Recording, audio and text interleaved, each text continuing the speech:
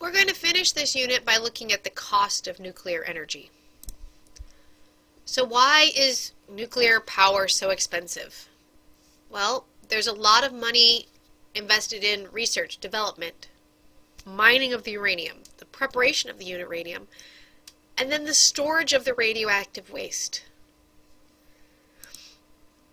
1 ton of uranium can generate 44 million kilowatt hours of electricity. After a year to 2 years, 12 to 24 months, the spent fuel is removed. The spent fuel is approximately 94% uranium-238. That's the one that is stable, remember. 1% of it is uranium-235 that has not been split. 1% is plutonium, also radioactive, and 4% are other radioactive fission products. So if you look at the evolution of a uranium, it starts by a mine. You have to mine it. You then have to mill it. That leaves a lot of tailings. You then have to convert it and then enrich it. Once it's enriched, it's fabricated into the little pellets. Then it's, assembled into the fuel rods, etc., etc. And that goes into the nuclear reactor. Low-level waste gets buried. Spent fuel gets reprocessed and then put into a repository. Notice you start with 91,000 metric tons. After milling, you're only left with 182, with most of the rest going just into the tailings, and so on and so forth. Right? There's also an additional storage necessary of what do you do with the material that's left that was not enriched. That has to be stored somewhere too.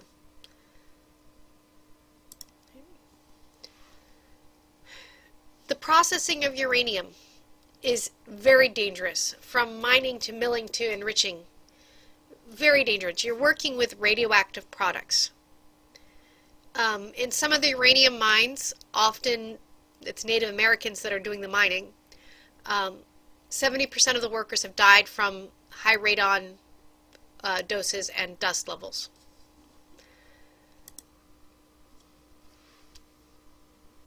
And then there's disposal. Disposal is huge. Half-life is the time it takes for half of the atoms to decay to a stable form.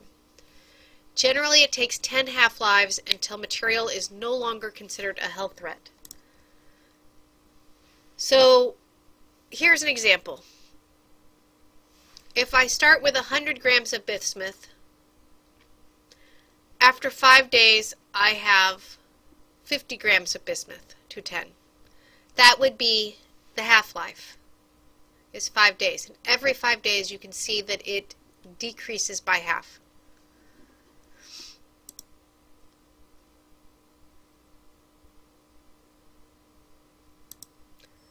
What's the half-life of uranium-235? 710 million years. And remember, it takes 10 of them for the material to be considered no longer a health threat. So 710 million years multiplied by 10, we're now at 7,100,000,000 years. 100 million years, sorry, that you have to store the leftover uranium-235. Here are the half-lives of common radio isotopes. Some of them are short, so if you look at xenon-133, it has a half-life of 5.3 days. Not so bad. Some of them are longer, say plutonium-239 down here at the bottom with a half-life of 24,000 years. And you have to store it for all of that.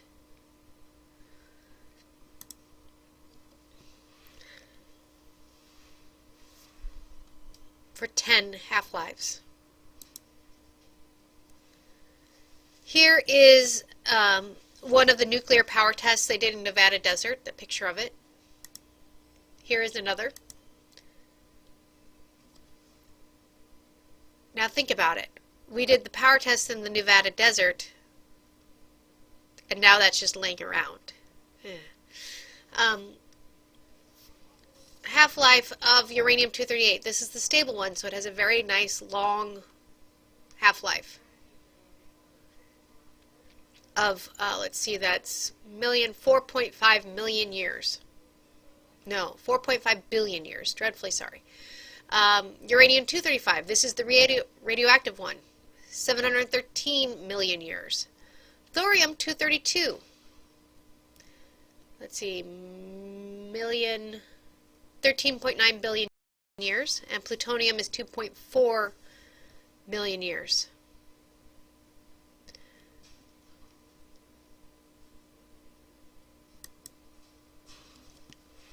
In the U.S., 40,000 metric tons of spent fuel is generated per year.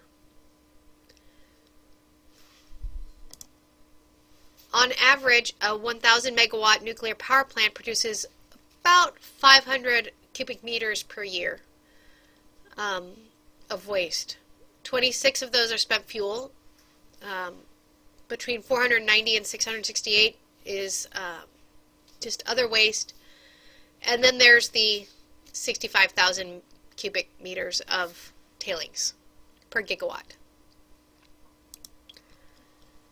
Currently, the U.S. has no disposal facility for high-level waste. France recycles theirs, but the U.S. considers that too dangerous because it does create weapons-grade radioactive elements.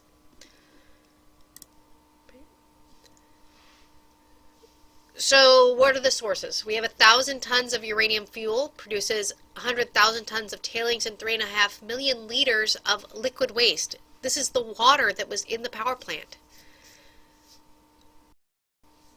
Currently, 200 million tons of the waste is in a pile, in a mine, in a processing plant. You've also got things like it's on the clothes, it's in the buildings. What do you do with that? 15,000 tons of highly radioactive waste in the form of spent fuel rods and nuclear weapon production. Currently, we're storing them in deep pools of water at nuclear power plants. It started as temporary storage, but it's been there for 40 years.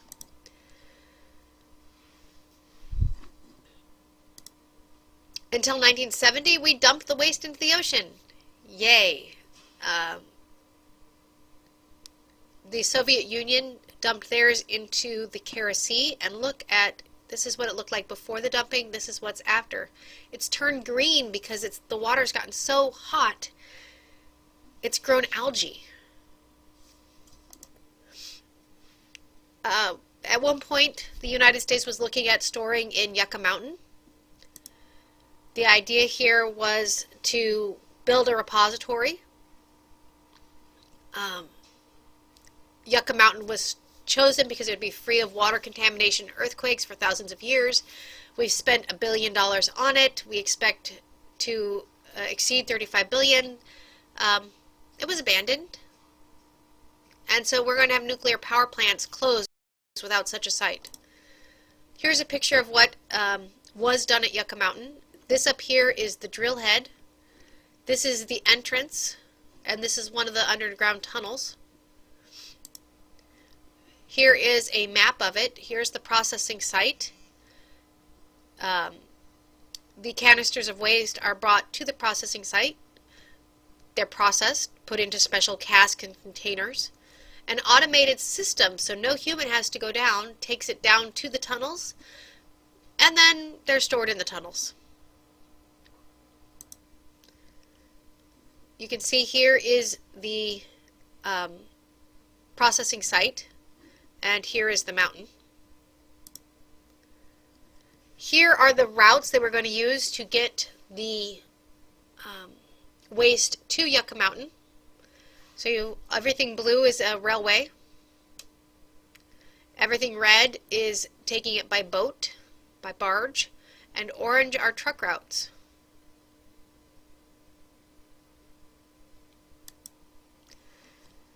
So what do?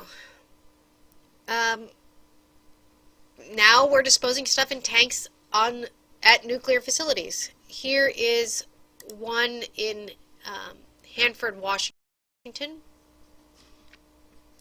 that has a leak. Again, you can access this article by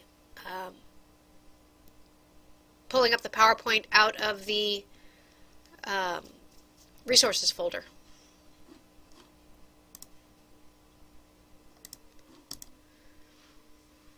Here is another storage facility. What they do is they take and put things into a canister, seal the canister, stick the canister in a pile. Look at the pile. Isn't it lovely? Another one in Georgia. They're even rusting. That's always reassuring, isn't it? A nuclear power plant typically has a lifespan of 30 years. After that, pipes become brittle. Most of the power plants in the U.S. are near the end of their lifespans. They must be taken apart and stored in pieces in protective structures. The dismantling cost is significant, 2 to 10 times the cost of construction. Currently, there are 103 nuclear reactors in use. To decommission them would be about $1 trillion, and that doesn't consider waste handling and storage. Here is one that has been decommissioned. This is the San Onofre nuclear power plant in California. It operated for 24 years and was shut down in '92. It took a decade to dismantle it. It was packed into a 950-ton shipping assembly, and it was going to be shipped by boat to South Carolina for permanent storage. Except we can't get it there because the Panama Canal won't let them bring it through. And they haven't told us what the cost of all this was. Here is a graph of, or a map of the current nuclear power plants in the United States. And notice nuclear, which is in green, makes up, or in 2008, made up about 20% of the electricity source, right? Coal is about half, and natural gas is about 20% as well, and then everything else is the remainder.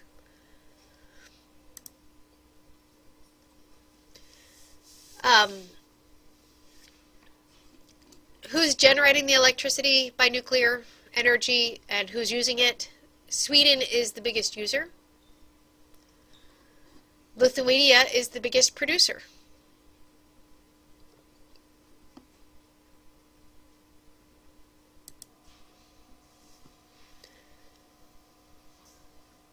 Nuclear energy today accounts for about 7% of the world's primary energy source and 17% of the electricity, and that avoids the emission of about 2 billion tons of carbon dioxide annually.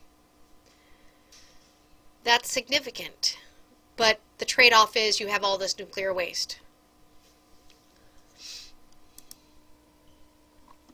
What are the impacts of nuclear fission? We have radiation emitted at all stages: mining, processing, transporting. We have potential reactor accidents. We have security threats. What's to stop somebody from stealing or attacking a power plant or a weapon? And then we have the nuclear waste and the decommissioned reactors to deal with. So think about coal versus nuclear. With coal, we have the mines. We have to transport to the mines. We have all of the pollutants from the smokestacks. We have a small mine here for the uranium, and then we have the power plant, no smokestacks, and radioactive waste. It takes 3.5 million tons of coal versus 30 tons of nuclear uranium. Over 7 million tons of carbon dioxide versus none. Over 300,000 tons of SO2, strontium or sulfur oxide, sorry, versus none. 100,000 tons of ash versus 200 tons of nuclear radioactive waste annually. What do you want? Think about it. So things to consider. As with the last 3 chapters, what are the footprints? What are the implications for soil, air, water, life? What is the efficiency of this energy source?